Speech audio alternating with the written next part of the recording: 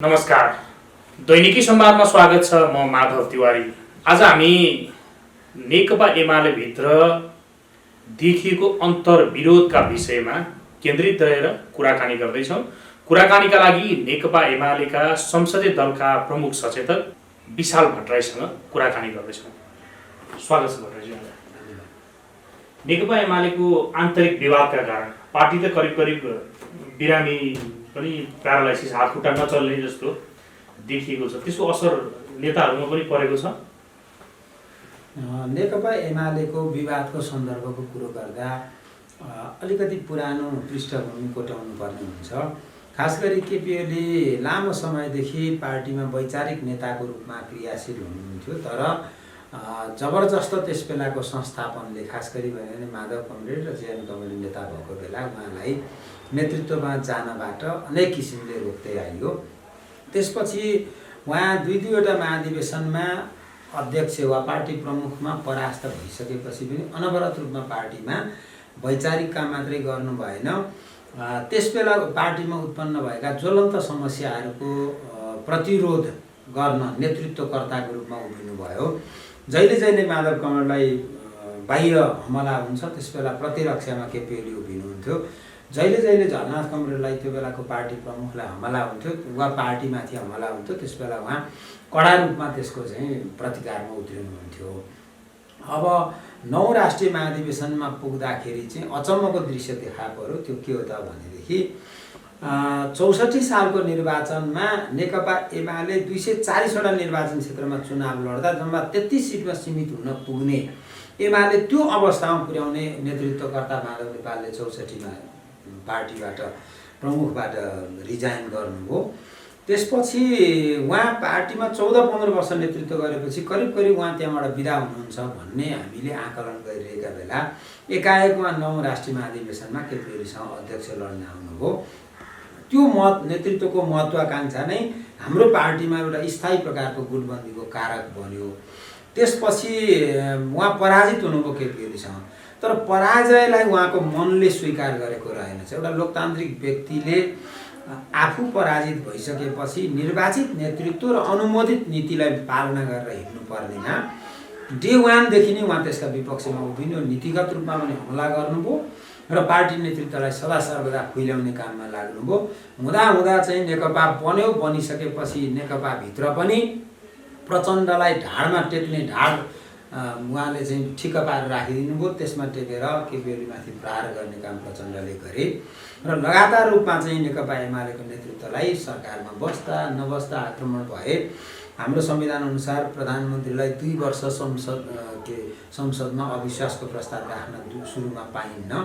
2 वर्ष उहाँहरू बदनाम गर्न लाग्नुभयो। जब 2 वर्ष कट्यो त्यसपछि उहाँलाई हटाउन लाग्नुभयो र आज जे समस्या पार्टीमा उत्पन्न भएका छन् ती सबै समस्याको कारक भनेको के हो त भने माधव नेपालसँग रहेको नेतृत्वको सदाबहार महत्त्वाकांक्षा र उहाँसँग कहिल्यै पनि सन्तुष्ट हुन नसक्ने एउटा जुन पदप्रतिको लालसा हो। त्यो कारणले गर्दा यो पार्टीमा समस्या उत्पन्न भयो र अहिले पनि त्यो समस्या जारी छ। हुँदा फाल्गुन 23 पछि नेकपा एमाले अलग शक्तिको रूपमा उभियो, माओवादी अलगै शक्तिको रूपमा खडा भयो। त्यसपछि पनि नेकपा एमालेमा नेकपाकालीन विवाद विरासतको रूपमा एमाले प्राप्त गर्यो र अहिले त्यो विवादको एउटा उत्कर्षमा एमाले छ। केपी ओलीले हदैसम्मको लचकताका साथ पार्टी एकताको पक्षमा उभिनु भएको छ। उहाँले सबै पूर्ववत अडानहरू छोडेर भए पनि पार्टी एक ढिका बनाउन लाग्नु भएको छ। ठिक विपरीत माधव नेपाल जसरी पनि विपक्षीलाई बलियो बनाउने, हाम्रो पार्टीको सदाबहार प्रतिस्पर्धी र प्रतिद्वन्दी नेपाली काङ्ग्रेसलाई सरकारमा पुर्याउने र आफ्नो सरकारको सरकार गिराउने सम्मको अनैतिक, असंसदीय, अलोकतान्त्रिक क्रियाकलापमा संलग्न भएको छ। भट्टराईजी, जस्तो मैले जोड्न खोजेको जस्तो पार्टीभित्रको जुन 2 जना नेताहरूको बाहिर यसो हेर्दाखेरि बढीमा तपाईँको दोस्रो दलका नेताहरूले एक खालको सहमति पनि निकाले। पार्टीभित्रको विवादले गर्दाखेरि कार्यकर्ताहरूमा त्यो सामाजिक सञ्जालमा कार्यकर्ताहरूको मनोविज्ञान छरिएको हेर्दाखेरि करिब तपाईँको यो विवाद अझै लम्बिने हो भनेदेखि धेरै कार्यकर्ताहरू डिप्रेसनको शिकारै हुने हो कि जस्तो त्यहाँ तपाईँको नेताहरूकै पनि अभिव्यक्तिहरू हेर्दाखेरि त्यस्तो देखिन्छ भनेको। त्यसले तपाईँहरूलाई छोएको छ कि छैन? अवश्य छोएको छ। योभन्दा पीडादायी, योभन्दा दुःखद अर्को विषय हुनै सक्दैन। किनभने हामीले धेरै दशक लगाएर निर्माण गरेको नेकपा एमाले, यसमा धेरै मान्छेले शहादत प्राप्त गरेका छन्। पञ्चायत कालभरि यो पार्टीले खालि एउटा चाहिँ सङ्घर्षको बलिवेदीमा आफूलाई हुमिरह्यो। यस क्रममा सयौँ नेता कार्यकर्ताहरू मारिनु पर्यो, सयौँ जेल बस्नुभयो, हजारौँ लखेटिनुभयो, यति ठुलो पीडा खेप्यो। माओवादी द्वन्द्वकालमै पनि 491 जना नेकपा एमालेका नेता कार्यकर्ताहरू मारिए माओवादीबाट। ज्ञानेन्द्रको शासनकालमा हामीले त्यत्तिकै प्रताडना खेप्यौँ। यो पार्टी त्यत्तिकै निर्माण भएको पार्टी होइन। धेरैको रगत पसिनाबाट र आफ्नो एउटा चाहिँ बहुमूल्य उमेर र समय खर्चेर यो पार्टी निर्माण भएको थियो। यो पार्टीलाई अहिले जसरी पनि ध्वस्त गर्छु भनेर जसरी माधव कौडेलहरू लागिरहनु भएको छ, जतिसुकै केपीहरूले चाहिँ उदारता देखाउँदाखेरि पनि उहाँ त्यसमा लचकताका साथ प्रस्तुत हुनुको सट्टा झन्झन कडा भएर जसरी पनि विभाजन गर्ने दिशामा उहाँ लाग्नु भएको छ। यस्तो बेलामा नेकपा एमालेका देशभरिका नेता कार्यकर्ताहरूमा एउटा चिन्ता छाएको छ र त्यो चिन्ताले वास्तवमा हामीलाई सबैलाई दुखी बनाएको छ। यो पार्टी चुनावको पूर्व सन्ध्यामा छ। झन् मजबुत भएर, एकीकृत भएर, सबल भएर चाहिँ चुनावमा जानुपर्नेमा पार्टीलाई चाहिँ ध्वंस गर्ने, प्रतिपक्षीलाई बलियो बनाउने र हाम्रो प्रतिस्पर्धी पार्टीलाई चाहिँ एउटा बलियो शक्तिको रूपमा रूपान्तरण गर्ने जुन प्रयास गरिँदैछ, एक हिसाबले भन्दाखेरि फुटबल खेलको आत्मघाती गोल गर्ने काममा जसरी नेताहरू लाग्नु भएको छ त्यो दुःखद छ। तर एउटा कुरा के पनि म स्पष्ट गर्न चाहन्छु श्रोताहरूका बिचमा, जनताका बिचमा भने नेकपाको इतिहासमा र अरू नेपालका सबै राजनीतिक दलको इतिहासमा खास गरी 3 सालभन्दा यता प्राय सबै पार्टीमा कुनै न कुनै कालखण्डमा विभाजन आएको छ, विभक्त भएको छ। तर विभाजनको पक्षमा मान्छेहरू उभिएका छैनन्, व्यक्तिका पछाडि मान्छे लागेको छैन। केही समय सुरुमा केही बलियो जस्तो देखिन्छ, कालान्तरमा लाखौँ शुभेच्छुकहरू, शुभचिन्तकहरू र पार्टीका कार्यकर्ताहरू मूल घरमा अर्थात् पार्टीमा उभिन्छन्, व्यक्तिको पछि लाग्दैनन्। त्यसकारण समयक्रममा नेकपा एमालेलाई ध्वस्त गर्छु भन्नेहरू पराजित हुन्छ। जस्तो पार्टी अध्यक्ष केपी शर्मा ओलीले चाहिँ एकताका निम्ति, आन्तरिक एकताका निम्ति माधव नेपालहरू चाहिँ माओवादी वा काङ्ग्रेसमा प्रवेश गर्न नपरोस्, एमालेमै एमाले बनाउनलाई योगदान गरेको हिसाबमा चाहिँ लचक भएर पार्टीभित्रै बस्ने खालको वातावरण बनाउनलाई लचक भएको भन्नुभयो उहाँले। जस्तो उहाँको केही बोलीहरू जस्तो ठाउँै छैन माधव नेपाललाई भन्ने खालको अभिव्यक्ति पनि दिनुभयो उहाँले, 1-2 चोटि नै दिनुभयो। अनि फेरि अरू नेताहरूले चाहिँ अभिव्यक्तिहरूले अलिक बिगारिरहेको छ, 2 जना नेता कुरा गर्नलाई भन्दैछन्। त्यो लचकताकै हो त्यो? नैतिक दृष्टिकोणले भन्नुहुन्छ भने माधव कमरेडले पार्टीमा बस्ने नैतिक आधार चाहिँ पुरै गुमाइसक्नु भएको हो। किनभने उहाँले पनि महसुस गरिसक्नुभयो। उहाँले सुरुमा प्रचण्डसँगको सहकार्यमा पार्टी नेतृत्व र पार्टीलाई हमला गर्नुभयो, सरकारलाई हमला गर्नुभयो। त्यसपछि उहाँ चाहिँ अहिले लगातार रूपमा काङ्ग्रेससँग सम्बद्ध विपक्षी गठबन्धनको बैठकमा हुनुहुन्छ। अचम्म त मलाई के लाग्छ भने आफ्नो पार्टीको अध्यक्षको बसेको सरकारी निवास बालुवाटारमा केपी ओली छौन्जेल नजाने, जब केपी ओली त्यहाँबाट चाहिँ उहाँकै कारणले अपदस्थ भएर घर फर्किनुभयो, त्यसपछि चाहिँ उहाँ फेरि बालुवाटार जान थाल्नुभयो। त्यो तहको आक्रोश, कुण्ठा, त्यो तहको पार्टीप्रतिको चाहिँ उहाँको जुन वितृष्णा हेर्दाखेरि के देखिन्छ भने उहाँसँग रहेको त्यो भित्री इगो, अन्तर्मनको जुन इगो छ, त्यो इगोले उहाँ नेकपा एमालेमा साह्रै बस्नु होला जस्तो देखिँदैन यसो हेर्दाखेरि। तर अहिले पनि हाम्रो प्रयास चाहिँ बस्नुहोस् भन्ने नै छ। उहाँ अझै बस्नुहोस्, केही छैन, बिस्तारै वैचारिक कुराहरू मिलाउँदै जाउँला। साङ्गठनिक रूपमा कुरा गर्ने हो भने त उहाँले 10औं राष्ट्रिय महाधिवेशनमा कोसँग हो त्योसँग प्रतिस्पर्धा गर्न पाउनुहुन्छ, कतै अवरोध छैन।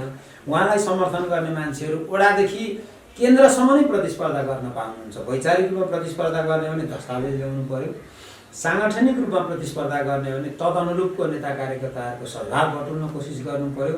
तर 10औं राष्ट्रिय महाधिवेशन नकुरी अहिले मलाई फेरि अध्यक्ष चाहियो भन्ने कुरा चाहिँ वास्तवमा असाध्यै अलोकतान्त्रिक चरित्र हो।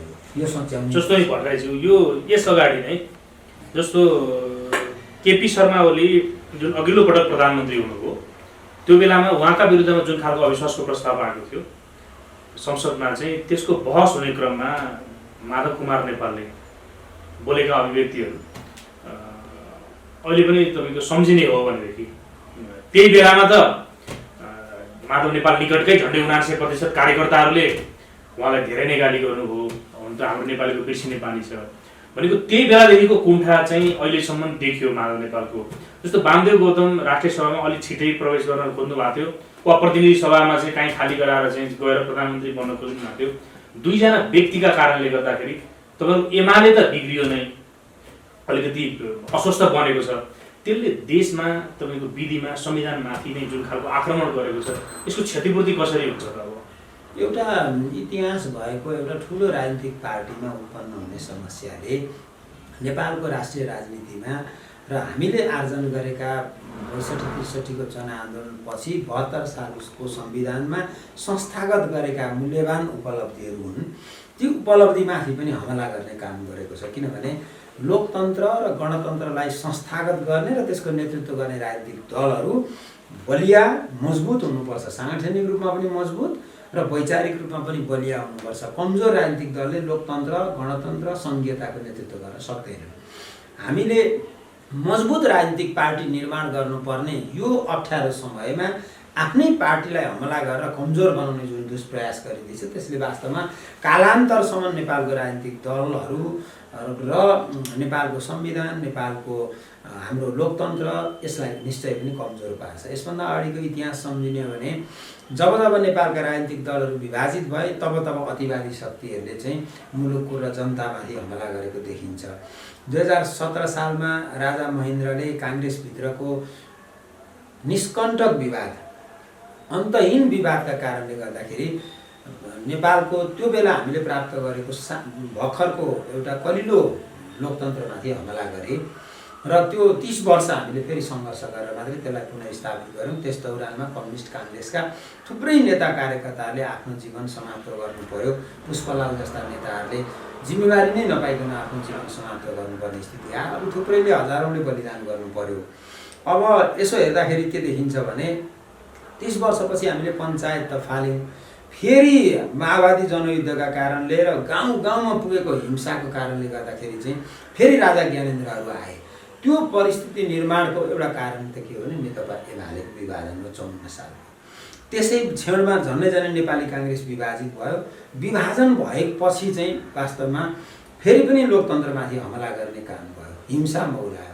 त्यसकारण हामीले इतिहासबाट के पाठ सिक्नुपर्छ भने दलहरू बलिया हुनुपर्छ, एकीकृत हुनुपर्छ, सुसङ्गठित हुनुपर्छ, सुविचारित हुनुपर्छ र सुव्यवस्थित हुनुपर्छ। ती दलहरूले मात्रै लोकतन्त्रको नेतृत्व गर्न सक्छन्। त्यसकारण अहिले एमाले कमजोर हुने कुरा खालि एमालेको जीवनमा मात्रै असर पार्ने होइन, यसले नेपालको राष्ट्रिय जीवनमा, नेपालको राजनीतिक अभियानमा, नेपालको गणतन्त्रमाथि, लोकतन्त्रमाथि र हामीले प्राप्त गरेका उपलब्धिमाथि अवश्य पनि धावा बोल्छ। त्यस कारणले गर्दाखेरि यो मानव नेपालको अहिलेको जुन चरित्र छ, प्रचण्डको जुन किसिमको उक्साहट छ, यसले र पछिल्लो सर्वोच्चको फैसलाले वास्तवमा नेपालको गणतन्त्रमाथि हमला गरेको छ। जस्तो तपाईँ चिफ व्हिप भएको कारणले गर्दाखेरि प्रधानमन्त्रीले विश्वासको मत लिने बेलामा तपाईँले व्हिप लगाउनुभयो, तपाईँको व्हिप उल्लङ्घन भयो। यद्यपि तपाईँहरू सर्वोच्चको आदेश भन्नुभयो, के भन्नुभयो, त्यो कुरा स्पष्टीकरण जुन सोध्नु भएको थियो जसले चाहिँ तपाईँको व्हिप उल्लङ्घन गर्नुभयो, त्यो कुरा त उल्लेख गर्नु भएन। तथापि तपाईँहरूले अनुशासनभन्दा बाहिर गइसकेपछि कारवाही गर्ने आँट किन गर्नु भएन? तपाईँहरूमा पनि केही कमजोरी छ त्यस्तो जुन कुरा तपाईँहरू देखाउन चाहिरहनु भएको छैन, मनमा चाहिँ राखेर चाहिँ तपाईँहरू लुकाउन चाहे? त्यस्तो बिल्कुलै होइन। भित्र पनि र बाहिर पनि बुझ्नुपर्ने कुरा के हो भने हामी पार्टीलाई कुनै पनि हालतमा विभाजित नहोस् भन्ने चाहन्छौँ। पार्टी एकताको कष्टमा हामीले थुप्रै मूल्यहीन कुराहरू, एक किसिमले भन्दाखेरि तपाईँको चाहिँ संसदीय व्यवस्थाका न्यूनतम आधारभूत कुराहरूलाई उल्लङ्घन गरेको भनेको व्हिप उल्लङ्घन भनेको संसदीय परिपाटीमा राजनीतिक दल सम्बन्धी नेपालको कानुन, नेपालको संविधान, हाम्रो पार्टीका विधानहरू सबैको ठाडो उल्लङ्घन हो। तर हामीले के कष्टमा हामीले त्यसलाई विस्मृतिको गर्व, उल्लङ्घन मात्रै भन्दा पनि राजनीतिमा अपराधै हो नि त्यो त। त्यो किसिमले भन्दाखेरि अपराध हो, राजनीतिक अपराध हो। त्यो हामीले के कष्टमा हामीले त्यसलाई विस्मृतिको गर्वमा धकेलिदियौँ भन्दाखेरि पार्टी नफुटोस्, एकपल्टलाई माफी दिनु, केही छैन। हुँदा हुँदा उहाँहरूको तर्क सुन्दा हाँसो पनि उठ्छ। उहाँहरूले भन्नुभयो हामीले शेरबहादुर देउवाको पक्षमा भोट हालेको भनेको चाहिँ संसद बचाउनुलाई, संविधान बचाउनु भन्नुभयो। जबकि 27 गतेका दिन हाम्रो पार्टीको त्यो बेलाको अध्यक्ष सामान्य प्रधानमन्त्रीले के 27 गतेका दिन विश्वासको मत राखेर मत मागेर हामीले व्हिप जारी गर्दाखेरि पनि केही सांसदहरू त्यसमा अनुपस्थित भएर उल्लङ्घन गर्नुभयो। माओवादी संसदीय दलको कार्यालय सिंहदरबारमा बसिरहनु भएको थियो। यदि उहाँहरूले चाहिँ त्यो बेला केपीओलीलाई विश्वासको मत दिएको भए संसद विघटन हुँदैन थियो, फेरि विघटनमा जानै पर्दैन थियो। सुरुमा अविश्वासको प्रस्ताव नल्याएको भए पुस 5 गते विघटन हुँदैन थियो। दोस्रो पल्टको विघटन उहाँहरूले हामीलाई विश्वासको मत दिएको भए हुँदैन थियो। तर शेरबहादुर देउवालाई भोट हाल्दाखेरि चाहिँ संसद जोगाउन भन्नुभयो, केपीओलीको विश्वासको मतको पक्षमा भोट हाल्ने बेला भाग दिनुभयो, जबकि विघटन भन्ने अवश्यम्भावी थियो। यस्तो खालको दोहोरो चरित्र देखियो। आजका मितिसम्म पनि दर्जनौँ अपराध गर्दाखेरि पनि हामी के कष्टमा सहेका छौँ भने पार्टी एकता होस्। जस्तो यहाँले जुन दोहोरो चरित्रको कुरा गर्नुभयो, त्यही दोहोरो चरित्र तपाईँहरूको जुन 10 सदस्यीय एउटा कार्यदल बन्यो, जुन अहिले त विघटित भयो, त्यो कार्यदलका सदस्यहरूले तपाईँको पार्टी अध्यक्षलाई पटक पटक भेटेर बैठक नराख्न, चर्को अभिव्यक्ति नदिन अनुरोध गरिराखे। तर त्यही कार्यदलका सदस्यहरूले माधव नेपाललाई तपाईँ देउवाको बैठकमा नजानुहोस्, तपाईँ पनि अभिव्यक्ति नदिनुहोस् भनेको कहिले पनि सुन्न पाइएन। यो विषय चाहिँ तपाईँहरूले सोच्दै नसोच्नु भयो कि सोचेर पनि व्यवस्था गर्नुभयो? वास्तवमा एमालेमा मिलाउनै चाहने त्यो खालको अवस्था देख्नु भयो तपाईँहरूले साँच्चीकै? मैले बुझेसम्म उहाँहरूले माधव कमललाई भन्नुभयो तपाईँ विपक्षी गठबन्धनमा नजानुहोस्, विपक्षी गठबन्धनको बैठकमा जानुभयो भने पार्टीको नेता कार्यकर्ता हुन सकिँदैन, त्यसो भएकोले यसलाई स्थगित गर्नुहोस् अनि मात्रै पार्टी एकताको ढोका खुल्छ भन्नुभयो। केपीओलीलाई पनि भन्नुभयो तपाईँ केही समय चर्को अभिव्यक्ति नदिनुहोस्, कृपया हामी पार्टी मिलाउँछौँ, माधव कमललाई कन्भिन्स गर्छौँ भनेर उहाँहरूले भन्नुभयो। अनि हरेक पल्ट हाम्रा दर्जनौँ बैठकहरू रोकिरहेका छन्। कारण के त भन्दाखेरि कार्यदलमा बस्नुभएकै साथीहरू नेताहरू उहाँहरूले चाहिँ अहिले स्थगित गरिपाउँ, केही दिन स्थगित गर्नुहोस्, हामी फेरि पार्टी एकता गर्छौँ, माधव कमललाई कन्भिन्स गर्छौँ भनेको गरेका कारणले हामीले केही दिन पर्खिदिया हो। तर कुरो के हो भने पार्टीका गतिविधि माधव नेपाल शेरबहादुर देउवालाई पठाइरहनु भएको छ, म मन्त्रीको सूची दिन्छु, केही दिन पर्खिदिनुहोस् कृपया भनिरहनु भएको छ। यसबाट पनि देखिन्छ को लचिलो छ, कसले चाहिँ पार्टी एकताको पक्षमा कन्ट्रिब्युसन गर्न खोजेको छ, कसले अत्यन्तै लचकताका साथ निहुरिएर भए पनि पार्टी एकता बचाउन खोजेको छ भन्ने यसबाट पनि देखिन्छ। अब हामी पार्टी एकताका लागि त्यो तहसम्मको लचकताका साथ प्रस्तुत भएका छौँ। उतापट्टि मन्त्री परिषद 23 दिनसम्म पुनर्गठन हुँदैन, किन त भन्दा माधव कमलले लिस्ट दिनुहुन्छ भनेर उहाँले कुनै न कुनै सिग्नल नदिएको भए उनीहरू पर्खेर बस्दै हिँड्थे। सिग्नल पक्कै दिनुभएको छ, त्यसका बावजुद पनि हामी पर्खेका छौँ र हामीलाई केही कमजोरी फिल भएको छैन। किनभने एउटा घटना तपाईँलाई म सुनाउन चाहन्छु। 77 सालको पुस 5 गते संसद विघटन भयो। त्यसपछि केही नेताहरू सडकमा उत्रिनुभयो, केपीओलीलाई हामी देखाउँछौँ भन्दै। त्यसपछि केपीओली त्यो बेला न पार्टी थियो उहाँका साथमा, न चुनाव चिन्ह थियो, न नाम थियो। नेकपाको ठुलो बहुमत प्रचण्ड माधव नेपालसँग छ भन्ने बजार हल्ला थियो, हामी यहाँ छौँ भनेर माइतीहरुको सडकमा हुनुहुन्थ्यो। त्यस्तो बेलामा केपीओलीले एउटा निर्णय के गर्नुभयो भने केपीओलीले भन्नु पर्यो, हामीले के भन्नु र अब संस्थै थिएन हामीसँग, हामीले के निर्णय गर्यौँ केपी कमलको तर्फबाट भने अब देशव्यापी जनताका बिचमा जानुपर्छ भन्ने भयो। त्यो बेलाको अभियानको तपाईँहरू मिडियाका साथीहरूलाई सम्झना छ, जनतालाई हेक्का छ, लाखको सङ्ख्यामा मान्छेहरू उत्रिएर केपीओलीको पक्षमा सडकमा समर्थन जनाए। त्यति मात्रै होइन, सामाजिक अभियन्ताहरू, विकासका चाहिँ भोका नागरिकहरूदेखि लिएर सुशासन पक्षधरहरू, पारदर्शिताको पक्षधरहरू, यो देशमा सबै खाले नागरिकहरूले केपीओलीलाई त्यो बेला समर्थन गरे। र त्यसपछि चाहिँ अहिले हामी किन एक किसिमले भन्दाखेरि चुपचाप छौँ भन्दाखेरि हामी कोभिडको कारणले पनि चुप छौँ, पार्टी एकतालाई पर्खिदिनुहोस् भनेर केही जेन्युन नेताहरूले भनेको कारणले पनि हामी जिम्मेवार भएर पर्खेका छौँ। अलिकति बर्खा बाढी पहिरोले पनि पर्खेका छौँ। यस्तो दिन आउँदैछ। अब हाम्रो रेल अब छुटेपछि ठिक छ, ढोकै बन्द त हामी गर्दैनौँ, ढोका खुल्ला हुन्छ। कोही स्टेसनै पछि चढ्न चाहनुहुन्छ भने पनि चढ्नेलाई कुर्सी फेरि खाली राखिदिन्छौँ। पहिलेको उहाँको जे 2 अगाडिको जे कुर्सी थियो नि, जस्तो थियो त्यो जस्ता जस्तै हामी रेलभित्र राखिदिन्छौँ। चढ्नुहुन्छ उहाँहरू फुरुफुरु आउनुहुन्छ, नेता हुनुहुन्छ, कुर्सी पाउनुहुन्छ, जिम्मेवारीका साथ अगाडि बढ्नुहुन्छ। रेलमा चढ्न चाहनुहुन्न भने ती रेलमा सुरुदेखि चढिरहेकै त्यो रेललाई संरक्षण गर्न खोज्नेहरूले त्यो कुर्सीको त्यो जिम्मेवारी पनि प्राप्त गर्छन्, रेल अघि बढ्छ र पुस 5 को जुन सम्झना मैले गराएँ नि तदनुरूप अब भदौबाट प्रत्येक गाउँ टोलमा मलाई त लाग्छ यो मुलुकमा नेकपा एमाले नभएको कुनै टोल पनि छैन र घर पनि छैन। हामीले खालि अलिकति मेहनत गर्नुपर्छ, यति मात्रै हो। म एउटा कुरा के विश्वास व्यक्त गर्छु भने नेकपा एमाले यस्तो राजनीतिक पार्टी हो जोसँग अरू कसैसँग नभएका मूल्यवान सम्पत्तिहरू छन्। एउटा जननेता मदन भण्डारी जस्तो एउटा करिस्मेटिक लिडरसिप र उहाँले दिएको जनताको बहुदलीय जनवाद नामको विचार र सिद्धान्त हामीसँग छ। दोस्रो कुरो पुष्पलालले स्थापना गरेको त्यो कम्युनिस्ट पार्टीको सारा त्यसका दस्तावेज घोषणापत्र लगायतको इतिहासको लिगेसी हामीसँग छ। तेस्रो कुरो भनेको हामीसँग जनताले घर घरमा चिनेको र मन पराएको चुनावै पछि रोजेको चुनाव चिन्ह सूर्य छ। जनताले हमेसा सुन्दै आएको लोकप्रिय नाम नेकपा एमाले छ। त्यसपछि तपाईँको चाहिँ जनतासँग नङ मासु जस्तो सम्बन्ध भएका लाखौँ कार्यकर्ताहरूको पङ्क्ति छ जो घर घरमा छ। एमाले कहाँ भेटिँदैन? कुनै एउटा गाउँमा गएर उपभोक्ता समितिमा खोज्यो भने त्यहाँ एमाले छ, वन महासङ्घमा खोज्यो भने एमाले छ, गैससमा खोज्यो भने एमाले छ, बजारमा चिया पसलमा खोज्यो भने एमाले छ। दक्षिणदेखि उत्तरसम्म पूर्वदेखि पश्चिमसम्म यो मुलुकका कुनै भूभागमा एमाले बेगरको छैन। खालि ती भएका मान्छेहरूको त्यो पार्टी पङ्क्तिलाई अलिकति जागरुकता, अलिकति उत्साह, अलिकति जाँगर दिएर हामीले अलिकति खुड्किलो मात्रै बनाइदियौँ भने त्यो खुड्किलो चढ्ने नामबद्ध हुने मान्छेहरूको यति ठुलो पङ्क्ति छ।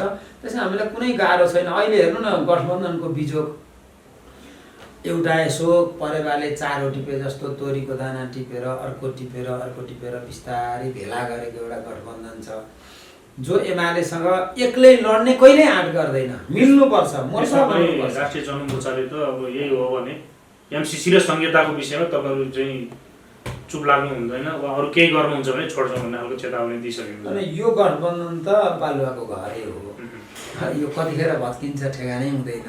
त्यति मात्रै होइन, त्यसरी भेला गरेको शक्तिले एमाले जस्तो सुसङ्गठित, सुविचारित, सुव्यवस्थित पार्टीसँग कसरी कुन मोर्चामा लड्न सक्छ?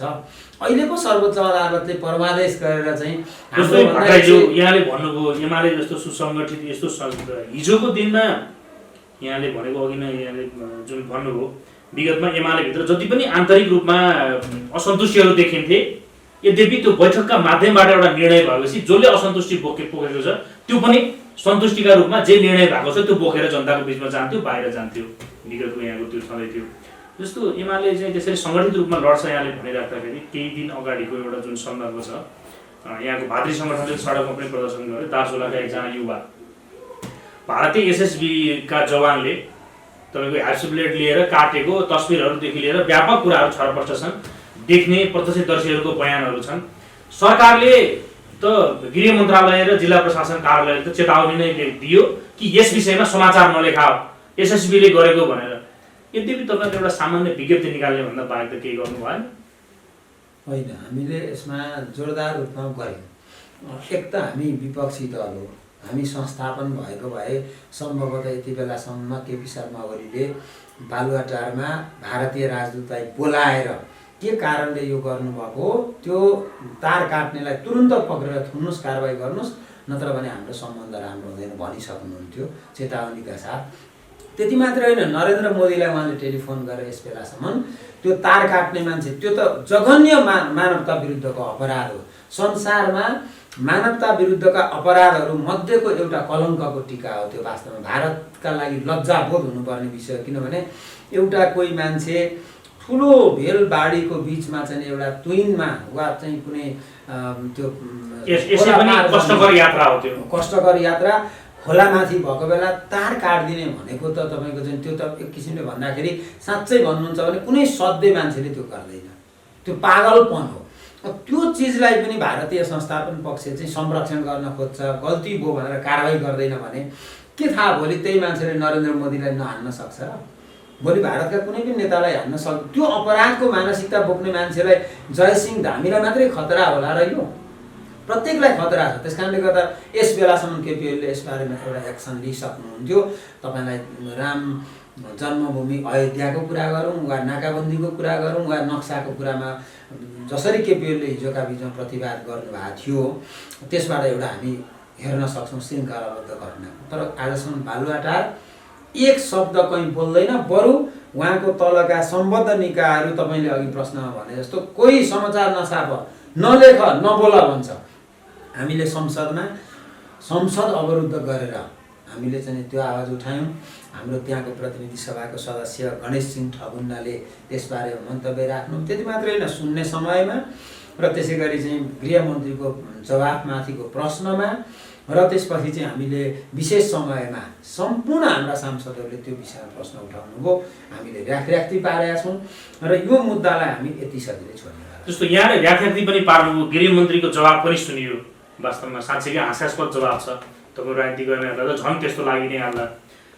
तपाईँहरूले गृहमन्त्रीले त्यस्तो कमजोर जवाब दिइसकेपछि प्रधानमन्त्रीलाई चाहिँ रोस्टममा उभ्याएर बोलाउनु पर्ने होइन? जस्तो सत्ता पक्षमा भएको भए भारतीय राजदूतलाई चाहिँ तपाईँहरू प्रधानमन्त्री निवासमै बोलाएर सोध्नुहुन्थ्यो भन्ने हुन्छ। भनेको विपक्षमा हुँदाखेरि पनि त तपाईँले प्रधानमन्त्री शेरबहादुर देउवालाई ल्याएर चाहिँ के हो यस्तो कमजोर तरिकाले हुन्छ भन्न सक्नुहुन्थ्यो। कुरो के हो भने हामीले संसद भनेको सार्वभौम एउटा अधिकार सम्पन्न संसद हो, जसले यति बेला पो अदालतले सरकार बनायो त, नत्र सरकार बनाउने ठाउँ त संसद थियो। त्यो संसदमा हामीले यति सशक्त आवाज बुलन्द गरिसकेपछि त्यो त नेपालको मात्रै होइन सबैले सुनिसके। भारतीय प्रधानमन्त्रीले पनि नसुन्ने कुरा भएन। एमालेको दृष्टिकोण यो हो भन्ने कुरा देश दुनियाँलाई थाहा भइसकेको छ। अब थप कुरा के हो त भन्दाखेरि यो चिजलाई अब फेरि संसदमा हामी आवाज बुलन्द गर्थ्यौँ, तर दुर्भाग्यवश सत्तापक्ष संसदबाट भाग्दैछ। अहिलेसम्म जति पनि संसदका बैठक बसे उहाँहरूले खुब लडेर ल्याएको संसद भन्नुहुन्छ। अदालत मार्फत प्रयोग गरेर देशी विदेशी दलालहरूले तपाईँको चाहिँ हामीलाई 121 सिट जितेको पार्टीलाई विपक्षमा राखेर त्यसको आधाभन्दा थोरै सिट जितेकोलाई सरकारमा पुर्याइदिएका छन्। अनि यो संसदमा कुनै बिजनेस छैन। भूपू सांसदहरू दिवंगत हुँदाखेरि संवेदना दिने चलन छ, त्यो बाहेक केही छैन संसदमा। अहिले सभामुखलाई हामीले चाहिँ भनेका छौँ खोइ बिजनेस, हिजो अस्ति त बिजनेस भन्नुहुन्थ्यो केपीओली प्रधानमन्त्री हुँदा हामीले दिएकै थियौँ, खोइ त भन्दाखेरि केही पनि छैन। अब त्यस कारणले गर्दा अब यो संसदलाई एक हप्ता पर ठेल्नुभयो उहाँहरूले। कुन दिन संसद बन्द गरिदिनुहुन्छ ठेगान छैन। त यस्तो बेलामा हामी सडकबाट, संसदबाट र हाम्रा प्रत्येक ठाउँबाट हामी यो आवाज बुलन्द गर्छौँ कि जयसिंह धामीको जसरी अमानुषिक तरिकाले पुलबाट बाढीमा खसाउने, खोलामा खसाउने काम गरिएको छ, त्यसका अपराधीहरूलाई न्यायको कठघरामा उभ्याउनुपर्छ। यो आवाज हामी बुलन्द गर्छौँ र यसलाई हामी यो एजेन्डा हामी छोड्नु भएको छ। भट्टराईजी, जस्तो यहाँको सरकारले जुन अब गर्ने कोसिस त गरेको हो, केन्द्रमा भूमि आयोगको नेतृत्व दिएको धेरै पछि मात्र जिल्लाको नेतृत्व पायो। यद्यपि त्यसमा पनि तपाईँको पार्टीको जुन अन्तर्कलह थियो त्यसको प्रभाव पर्यो नै, अलि ढिलै मात्र जिल्लाको नेतृत्व पायो। यद्यपि उनीहरूले स्थानीय तहसँग काम गरिराख्दाखेरि जिल्लाको नेतृत्वमा आज अरूले आरोप लगाए जस्तो, काङ्ग्रेस माओवादीले आरोप लगाए जस्तो, यहाँको माधव नेपाल सङ्घले आरोप लगाए जस्तो केही केपीओलीका कार्यकर्ताले जागिर खाएका थिए होला। यद्यपि त्यसका कार्यविधि नियमावलीहरूले चाहिँ स्थानीय तहहरूलाई सशक्त बनाएर ओडादेखि नै त्यो खालको संरचना बनाएर जुन काम गर्ने प्रावधान गरेको थियो, त्यस्तो जुन आयोग नै खारेज गरिदियो सरकारले। यस्तै गरेर अरू धेरै खालका कुराहरू खारेज हुँदै जाने होला नि सायद। यसमा एमाले के हेरेर मात्रै सामान्य खालको प्रतिक्रिया मात्रै जनाउँछ वा जनतालाई सशक्त रूपमा प्रतिवाद गर्नका निम्ति पनि जागरुक गराउँछ? हाम्रो पार्टीलाई के चिन्ता छैन भने हाम्रा केही मान्छेहरूले काम पाउनु भएको थियो, कामबाट विमुख हुनुभयो भन्ने हामीलाई किमार्दा पनि चिन्ता होइन। नेकपा एमाले त 48 सालभन्दा अगाडि पञ्चायतका विरुद्ध लडेको, 7 सालभन्दा अगाडि राणाहरूका विरुद्ध लडेको र त्यसपछि चाहिँ हामी 48 सालपछि नेपाली काङ्ग्रेसको कुशासनका विरुद्ध अनवरत रूपमा विपक्षमा बसेर लडेको पार्टी हो। हामीलाई सत्ता पक्षको अनुभव त धेरै छँदै छैन। यो 30 वर्षका दौरानमा 23 वर्ष त काङ्ग्रेसले सत्ता चलाएको छ। त्यस कारणले गर्दाखेरि त्यस दौरानमा उनले सारा भर्ती केन्द्र बनाएको छ, मुलुकको सम्पूर्ण प्रशासन यन्त्र, न्यायालय देखिएको छ नि, त्यो सारा कुरा झल्झली देखिएको छ। त्यो परिणामै आउँदैछ। हामीलाई कुनै अप्ठ्यारो लाग्दैन, हामी बाहिर बस्न तयार छौँ, हामी तल बसेर पनि जनताको काम गर्न तयार छौँ, विपक्षमा बसेर जनताको दैनिक समस्या समाधान गर्नका लागि र दैनिक जनताका समस्या परेका आवाजलाई हामी चाहिँ बुलन्द गर्न हामी समर्थमान छौँ, हामीलाई कुनै आपत्ति छैन। तर देशभरि झन्डै 500वटा स्थानीय तहसँग सम्झौता गरिसकेर लाखौँ सुकुम्बासीहरू भूमिहीनहरूको एउटा लगत सङ्कलन गरेर फाइल तयार गरेर बसेको छ बेलामा ती सारा सुकुम्बासी र भूमिहीनहरूको विरुद्धमा जसरी यो सरकारले काम गरेको छ त्यो अवश्य पनि त्यो जनतालाई हामी जागरुक गर्छौँ। हामी न्यायालयको ढोका ढकढक्याउँछौँ, हामी जनताको ढोका ढकढक्याउँछौँ। प्रत्येक सुकुम्बासीहरूको घर दैलोमा पुगेर हामी भन्छौँ हामीले तयार गरेका थियौँ, सरकारले दिएन, काङ्ग्रेसले दिएन।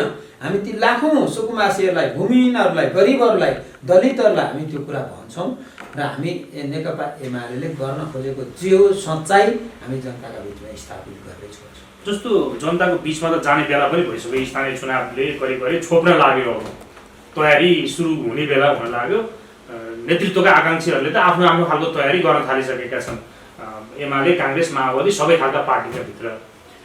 तपाईँहरू चाहिँ अब यो पार्टीको विवाद कति जति समयमा अन्त्य गरेर अनि त्यसपछि त्यतातिर ध्यान दिने अवस्थामा पुग्नुहुन्छ कि यसै गरेर माधव नेपाललाई कुर्दै स्थानीय चुनावसम्म पुग्ने अवस्था छ?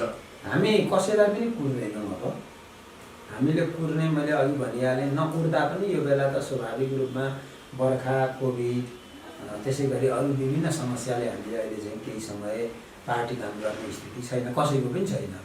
तर जब बर्खा कम हुन्छ, कोभिड कम हुन्छ, खुला हुन्छ, त्यसपछि नेकपा एमालेलाई कहीँ जान कसैले छेक्दैन, जनताका बिचमा जान। र त्यो जागरुकता हामी सिर्जना गरेर जनतामा यो पार्टी कुन रूपमा जान्छ भनेर हामी स्थापित गरेरै छोड्छौँ। हामीलाई कुनै समस्या कुरै होइन।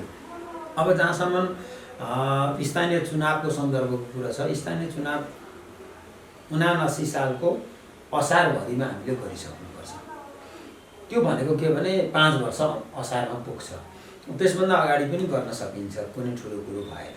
अब यदि त्यो चुनाव भयो भने हामी हमेसा चुनावका लागि तयार छौँ, किनभने नौ मासु जस्तो जनतासँग अनुन्याश्रित सम्बन्ध भएका नेकपा एमालेका नेता कार्यकर्तालाई हामीले चुनावमा उतार्ने हो। अवश्य पनि जनताले सुख दुःखको सधैँ साथी बन्दै आएको एमालेकै नेता कार्यकर्तालाई मतदान गर्नुहुन्छ, हामी जित्छौँ। यो बिचको अवधिमा हामीले जसरी जनताको पक्षमा, विकासको पक्षमा काम गरेका छौँ, त्यसको फेरिस्त जनतालाई बताउँदा मात्रै पनि पुग्छ जस्तो लाग्छ मलाई। जस्तो नि भट्टराईज्यू, अहिले जस्तो चुनावमा जाने कुरा त रहिहाल्यो, अन्य राजनीतिक दलहरूले जसरी तपाईँको एमालेको विरुद्धमा अझ केपी ओलीको विरुद्धमा जुन खालको मोर्चाबन्दी गरिरहेका छन्, तपाईँहरू किन यसरी शक्तिशाली हुनुभयो कि सबैजनाले मोर्चाबन्दी गरेर विरुद्धमै लाग्नुपर्ने अवस्था कसरी सिर्जना गर्नुभयो तपाईँहरूले?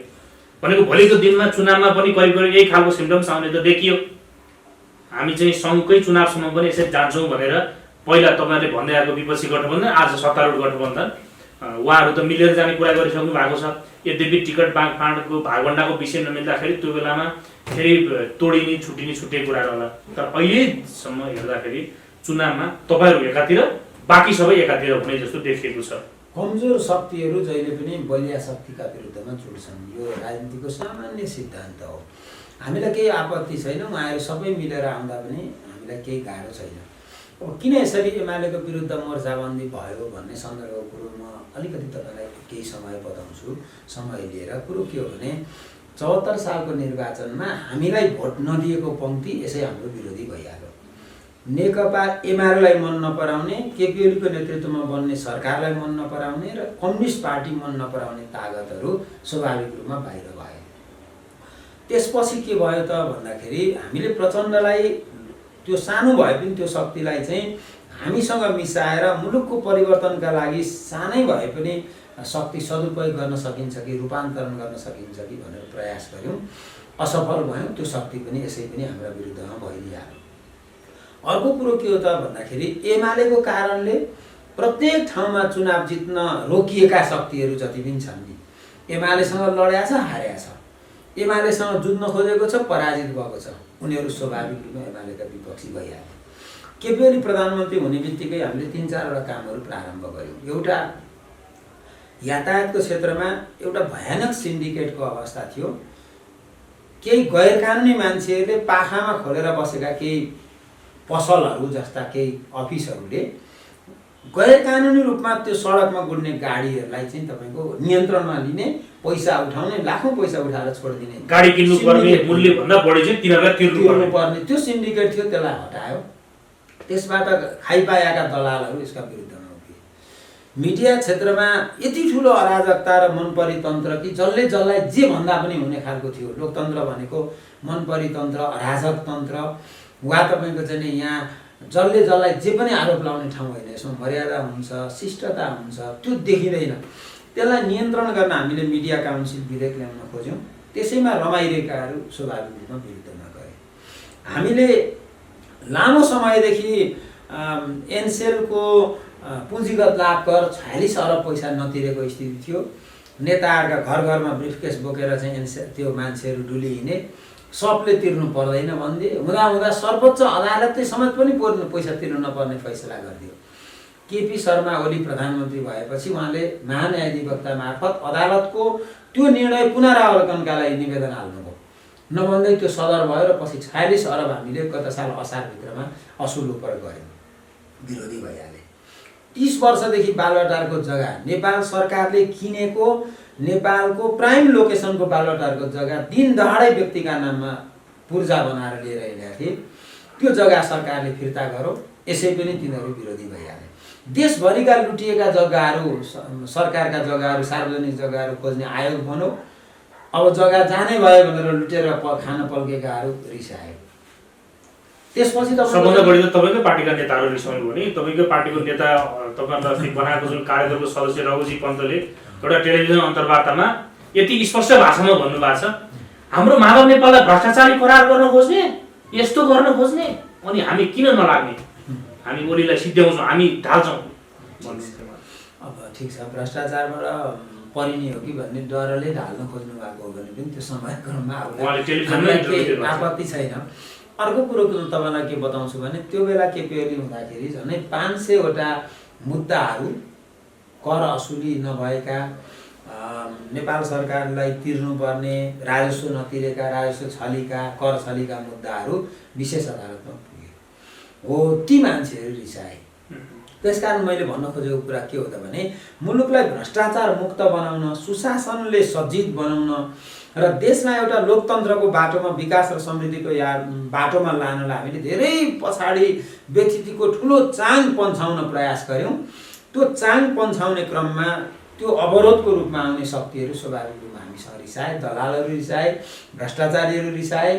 त्यस कारणले गर्दा एउटा ठुलो पङ्क्ति रिसाउनेहरू भयो र त्यसको असर के भने विदेशी शक्तिहरू त्यसमा मिसिए, देशभित्रको दलालहरू मिसिए, त्यसपछि तपाईँको चाहिँ नोकरशाही तन्त्र मिसियो, जसले गर्दाखेरि यति ठुलो जनमत 74 सालको जनादेश र मतादेशलाई ठाडै इन्कार गरेर सर्वोच्च अदालतका केही न्यायाधीशहरूलाई प्रयोग गरेर हामीलाई सरकारबाट हटाइयो। यसको मतलब यसमा हामीले दुखी छौँ होइन, हामी आरामसँग यसलाई स्वाभाविक रूपमा लिन्छौँ। किनभने अदालतलाई को फैसलालाई भण्डाफोर गर्छौँ तर कार्यान्वयन पनि गर्छौँ। किनभने हाम्रो मूल सिद्धान्त भनेको लोकतन्त्रको हाम्रो चरित्र हो। हामी शक्ति पृथकीकरणको सिद्धान्त मान्छौँ, संविधान मान्छौँ, कानुनको सर्वोच्चता मान्छौँ। हामीले त्यसलाई कार्यान्वयन गरिसक्यौँ तर त्यसलाई हामी भण्डाफोर गर्छौँ। यसले गर्न खोजेको कुरा के हो भनेर। त्यसकारण मैले तपाईँलाई के स्पष्ट गर्न चाहन्छु भने नेकपा एमालेका विरुद्ध यति ठुला शक्तिहरू लाग्दा पनि एमालेलाई हल्लाउन नसकेपछि एउटा मोर्चा बनेको छ। चुनाव पनि त्यही हाल्ला, किनभने कसैको हिम्मतै छैन एक्लै लड्ने। त्यसकारण सबै जुटेर आउनुहोस्। मजा केमा हुन्छ भने नि कमजोर शक्तिसँग लडेर होइन, बलियैसँग, सबै भेला भएकै शक्तिसँग लड्न हामीले मजै हुन्छ। एमाले लड्छ, मजाले जनताले हामीलाई साथ दिन्छ। त्यस कारण हामी जित्नका लागि हामी त तपाईँको चाहिँ साँच्चै भन्नुहुन्छ भने हाम्रो अपराजित यात्रा छ। जस्तो 2074 सालमा जुन स्थानीय निर्वाचन भएको थियो, अब स्थानीय निर्वाचन आउँदैछ, सङ्घको निर्वाचनमा त तपाईँ माओवादीसँग तालमेलमा जानुभयो, स्थानीय निर्वाचनमा एक्लै लड्नु भएको थियो। त्यो बेलामा बरु काङ्ग्रेस र माओवादीहरू कहीँ मिले। त्यही बेलाको जस्तो स्थिति अबको चुनावमा पनि देखाउन सक्नुहुन्छ तपाईँ? हामी देखाउन सक्छौँ, अझै त्योभन्दा राम्रो देखाउन सक्छौँ। किन भन्दाखेरि हामीले त मौका पाएका थियौँ। मौका पाउँदा हामीले स्थानीयमा, प्रदेशमा र सङ्घमा बसेर जे जस्ता कामहरू गऱ्यौँ। सरकारमा बसेर हामीले गरेका कामहरू जनताका बिचमा राख्दाखेरि मात्रै पनि हामीलाई जनताले साथ दिनुहुन्छ। किनभने हामीले देशभरि यति ठुलो मात्रामा कामहरू सम्पन्न गरेका छौँ। यो कोभिडको व्यवस्थापनमा, जनताका दैनन्दिन समस्या समाधान गर्न र 20 वर्ष कर्मचारीले शासन गरेको त्यो देशभरिको स्थानीय तहमा एमाले जितेपछि जसरी काम गर्यो नि, एकदम अमिर छापको रूपमा जनताले त्यसलाई आत्मसात गरेका छन्। त्यसले हामीलाई कुनै गाह्रो छैन, हामी राम्रो परिणामका साथ आउँछौँ। त्यही भएर त पार्टीभित्र समस्या उत्पन्न गरिँदैछ, त्यही भएर त सबै एकताले मिलेका छन्, त्यही भएर त सर्वोच्च अदालत प्रयोग गरिरहेका छन्, त्यही भएर त विदेशी शक्तिहरू फडा उठाएर आक्रमण गर्न कोसिस गर्दैछन्। त्यसकारण जनताले के पनि बुझेका छन् भने एमाले त वास्तवमा बलियो शक्ति रहेछ, रपो जम्मै भेला हुँदो रहेछन् त, कमजोर भए त किन भेला हुन्थे र यिनीहरू सबै मिलेर किन आक्रमण गर्छन्। बिस्तारै जनताले त्यो कुरा बुझ्दै गएपछि मलाई लाग्छ समस्या हुँदैन। हामी संवादको करिब अन्त्यतिर आइपुग्यौँ। फेरि एमालेको अन्तर्विरोधको चुरो कुरामा आउँ एकचोटि। जस्तो तपाईँहरूको जुन पार्टी नेकपा थियो एकताका, एमाले र माओवादी मिलेर बनेको, बैठकहरू बस्दाखेरि कुर्सीका प्रकरणहरू यता सार्ने उता सार्ने सोफाहरू भयङ्कर चल्थ्यो। केही दिन अगाडि एउटा सत्तारूढ दलको बैठकको जुन भयो, फोटो सार्वजनिक भयो, त्यहाँ शेरबहादुर देउवाले माधव नेपाल आउने भनेपछि पहिल्यै कुर्सी छोडेर अर्को ठाउँमा आएर बस्नुभयो। त्यसरी कुर्सी छोडिँदाखेरि बस्ने ठाउँको कुर्सी छोडिँदा मात्रै पुग्ने रहेछ आफ्नो नेतालाई। त्यति सामान्य कुरामा पनि ध्यान दिनु भएन तपाईँहरूले? ठिकै प्रश्न उठाउनु हो। वास्तवमा हामीले त्यो नसकेकै हो। अब पहिले नै उहाँलाई कस्तो खालको कुर्सी चाहिन्छ, कस्तो खालको सोफा चाहिन्छ, कस्तोमा बस्न रुचि गर्नुहुन्छ भनेर सोध्न भ्याइएन। किनभने प्रधानमन्त्रीलाई देश चलाउनु पर्ने थियो, अरूले पनि हामी मुलुक चलाउनका लागि हाम्रो मेहनत थियो, देश कसरी बनाउने भन्नेमा थियो। कसलाई कस्तो रङको र कति ठुलो सानो कुर्सी चाहिन्छ भन्ने हेकारै रहन सकिएन। अब त्यस कारणले हाम्रो कमजोरी नै भएको मान्छु म। त्यो राम्रोसँग सम्बोधन शेरबहादुर देउवाले गर्दै हुनुहुन्छ र माधव कमललाई बहुत ठुलो महान क्रान्तिकारी नेताको रूपमा प्रचण्ड र शेरबहादुर देउवा उहाँका पार्टीले भन्दै हुनुहुन्छ। एकदमै राम्रो कुरा हो। किनभने अब हाम्रो पार्टीलाई ध्वस्त गर्ने, हाम्रो पार्टीलाई सरकारबाट हटाउने, आफ्नो पार्टीको प्रधानमन्त्री बसेको ठाउँमा एक दिन पनि जान नचाहने र पार्टीलाई निरन्तर ओह्रालो लगाउनका लागि उहाँले चाहिँ आक्रमण गर्दै जाने भएपछि विपक्षीको वाइवाई पाइन्छ, क्रान्तिकारी भइन्छ, महान भइन्छ। तर एउटा परीक्षण गरेर हेरौँ न त, ल माधव कमलले एउटा विज्ञप्ति जारी गर्नुहोस् त, म चाहिँ एमालेमा फर्किएँ भन्नुहोस् त। त्यस दिन मिडियालेमा प्रचण्डको र शेरबहादुरको प्रतिक्रिया बुझौँ न त उहाँका पार्टीका मान्छेहरूको। भोलिपल्टबाटै यो गद्दार हो भनेर, राष्ट्रिय गद्दार भनेर घोषणा गर्नुहुन्छ उहाँहरूले। यता आउँदा आफ्नो पार्टीमा फर्काउँदा गद्दार भन्ने। हिजो अस्ति प्रचण्डले भनेको मलाई अहिले झल्झली सम्झना छ, मैले कस्तो विष वृक्ष भेट्टाएँ, माधव नेपाललाई सधैँ विष वृक्ष, यति ठुलो गाली गलोज। म त लामो समय माओवादीको 46 दिनको अपहरणमा बसेँ।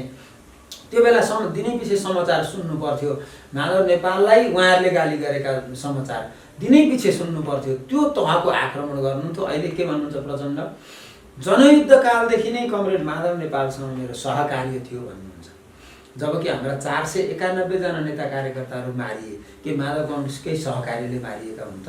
त्यो प्रश्न माधव कमरेडसँग उठेको छ। त्यसकारण 2 दिनको न्यानोमा होइन, 2 दिनको कसैको वाइवाई र उक्साटमा होइन, जनताको मतको पक्षमा उभिएर माधव कमरेड लाग्नुभयो भने अहिले पनि उहाँको लागि राजनीतिक बाटो ठिक छ, खुला छ।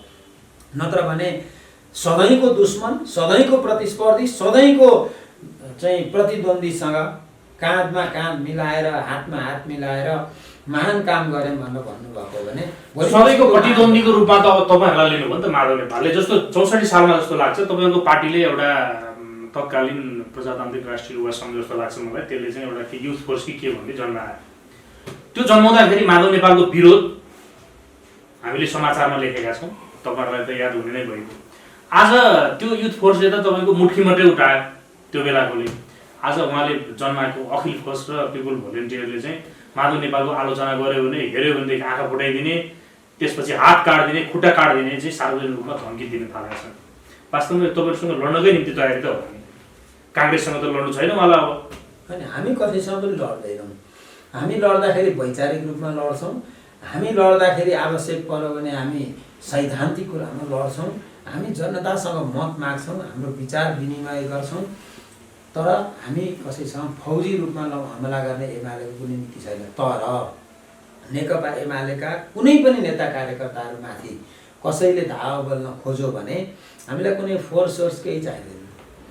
जनताले आफै नै त्यसको प्रतिवाद गर्छन्, आसानीका साथ प्रतिवाद गर्छन्। त्यो त इतिहासमा धेरैपल्ट भएको कुरा हो। कमजोरहरूले त्यो कोसिस गर्छन्, धम्क्याउँछन्। धम्क्याउने भनेकै कमजोरले धम्क्याउने हो, बलियो शक्तिले धम्क्याउँदैन, गरि नै हाल्छ। त्यस कारणले गर्दाखेरि यो जुन हरकत गरिएको छ त्यो पटाक्षेप हुन्छ। र अर्को एउटा कुरा पनि म स्पष्ट के गर्न चाहन्छु भने माधव कौँडले अर्को पार्टी बनाउन कोसिस गर्नुभयो भने जुन दिन उहाँले अर्को पार्टी खडा गर्नुहुन्छ, खडा गरेको दिन उहाँको कोसिस त आजैका निम्ति थियो नि। तपाईँहरूकै नेता चाहिँ गोकुल बासकोटाले हिजो बेलुकै एउटा सार्वजनिक रूपमा एउटा स्टाटस लेखेर भन्नुभएको थियो, उहाँले भाइ काङ्ग्रेसको रूपमा पार्टी जन्माउने भनेर। नयाँ पार्टी जन्माउने भन्ने थाहा पाएपछि उहाँहरूकै गुटका नेताहरू आउनु भएन, बैठकै स्थगित भयो। मुख्य कुरा के हो भन्दाखेरि मैले भन्न खोजेको चाहिँ यसभन्दा अगाडि पनि मैले धेरै ठाउँ भनेको छु, पार्टी बनाएको दिन धेरै मान्छेले उहाँलाई छोड्छन्, अनि पेरिस डाँडामा लगेर मिसाएका दिन अरू धेरै मान्छेले छोड्छन्, र त्यसपछि देवबहादुर प्रचण्डले उहाँको उपयोगिता सकिएपछि रक्षानमा लगेर फालिदिएपछि अनि थाग्लोमा हात लगाएर उहाँले भन्नुहुनेछ इतिहासमा ठुलो गल्ती भयो। प्रचण्डले उपयोग गरेर रक्षानमा मिल्काउँछन् भन्ने चाहिँ पक्का हो। मिल्काउने कुरा त म लेखेर दिन्छु र तपाईँको चाहिँ त्यो अकाट्य सत्य हो, त्यसमा कुनै दुविधै छैन। उहाँ रक्षानमा फ्यालिदिने बाहेक, बडखालामा जाग दिने बाहेक अरू केही गर्दैन प्रचण्डले। पूर्ववर्तीहरूलाई त्यसै गरेनन्। कुन चाहिँ नेताको सम्मान गरेका छन् आजसम्म प्रचण्डले? एकजना नेता देखाउनु। सम्मान गरे त परको कुरा, नेतृत्वमा देखा पर्न पनि दिएन। त्यस कारणले गर्दा माधव कौँडले यो असाध्यै नराम्रो आत्मघाती बाटो रोज्नु भएको छ। म त अहिले पनि भन्छु उहाँलाई, हामीले काँध हाल्न त सक्दैनौँ, पर बसेर राम राम चाहिँ भन्छौँ, फिर्किनुहोस्। अहिले पनि सच्याउनुहोस् आफ्ना अभिव्यक्तिहरू, आफ्ना गतिविधिहरूमाथि आत्मालोचना गर्नुहोस्, नेता हुनुहोस्, बस्नुहोस्। पहिले पनि 14-15 वर्ष स्वीकारेको हो, अहिले पनि बस्नुहोस्, प्रतिस्पर्धा गर्नुहोस् 10औं राष्ट्रिय महाधिवेशनमा, लड्नुहोस्, जित्नुहोस्, मन जित्नुहोस् नेताहरूको। तर प्रचण्डले देखाएको हरियो घाँसको पछाडि लाग्नुभयो भने त्यहाँभित्र नदेखिने रङमा हरेउ बसेको छ, त्यसले खान्छ। जस्तो नि अब तपाईँले यति धेरै भनिसक्नुभयो, तपाईँ अन्तर्मनले भन्छ माधव नेपाल अझै फर्किनुहुन्छ एमालेमा जस्तो लाग्छ तपाईँलाई? मलाई लाग्छ त्यत्रो ठुलो नेता भएर हिँड्नु भएको, प्रधानमन्त्री यही पार्टीले बनाएको, यही पार्टीको 14 वर्ष नेतृत्व गरेको, यही रगत पसिना खर्चेको मान्छे कम्तीमा प्रचण्डको त्यो षड्यन्त्र त बुझ्नुपर्ने नि। त्यस कारणले गर्दाखेरि अझै पनि थोरै भए पनि मलाई झिनो आशा छ। पछिल्लो यो झन्डै 1.5 वर्षको बिचको चाहिँ तपाईँको नेकपा हुँदै आफ्नो पार्टी नेतृत्व र अहिले पछिल्लो तपाईँको 5-6 महिनाको बिचको चाहिँ जुन एमाले प्रतिको उहाँको दृष्टिकोण, एमाले प्रतिको उहाँको चाहिँ भनाइ गराइ, त्यसले नै उहाँलाई चाहिँ म फेरि नबनाउनुहोस् है, हामी जाँदैनौँ भनिरहेका छन्। अब उहाँले बनाएका दिन धेरैले वक्तव्य जारी गर्छन्, तपाईँले समाचार लेख्न पाउनुहुन्छ। माधव कौँडले पार्टी बनाउनु हो, कतिजना जति सांसद लिएर जानु, आजसम्म माधव कौँडलाई सपोर्ट गरियो जिन्दगीभरि, पार्टी बनाउनु भयो, अब म तपाईँसँग छैन है भनेर तपाईँले भोलि खोल्नु हो भने भोलि बेलुका, पर्सि खोल्नु हो भने पर्सि, छ्याप्छ्याप्ती फेसबुकभरि तपाईँले हेर्न पाउनुहुन्छ। भनेको माधव नेपालसँगै 70जना चाहिँ कतिजना जति होला? मान्छे साह्रै कम हुन्छ, 1 दर्जन पुग्दैन, 1 दर्जन पनि पुग्दैन। हस्, समय र संवादका लागि यहाँलाई धेरै धेरै धन्यवाद। हस्, धन्यवाद।